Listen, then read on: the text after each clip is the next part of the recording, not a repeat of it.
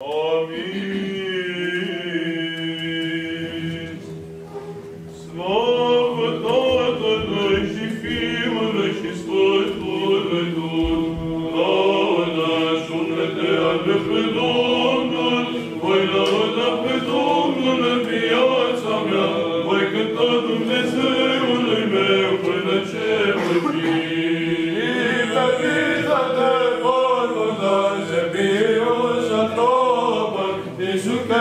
Sotiria. Ieșiva Duhului și se vor întoarce pământul lor.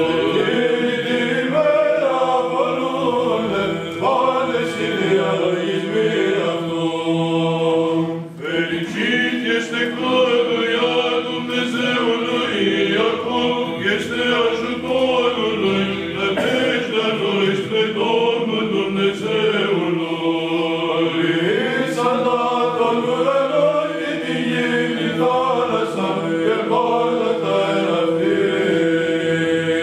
Cel ce păzește adevărul în viață, spre cel ce face judecată celor năpăstuiți, spre cel ce dă gradă celor flămânzi.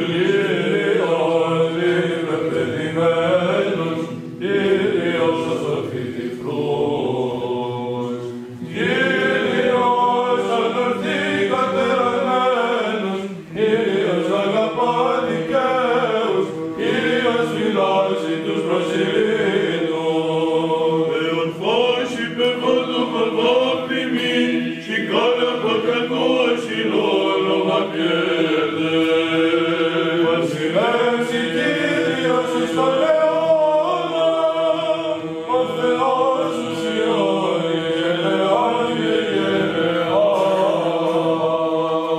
Și acum și pururea și în vecii vecilor, amin.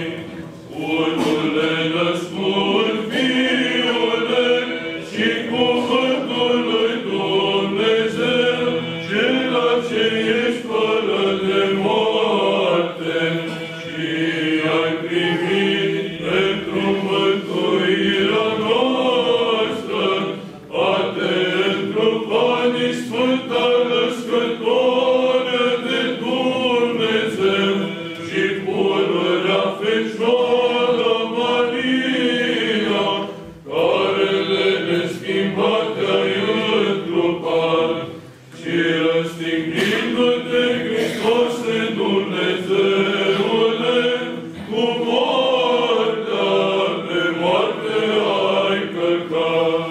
Unul fiind din Sfânta Treime, împreună slăvit cu Tatăl și cu Duh,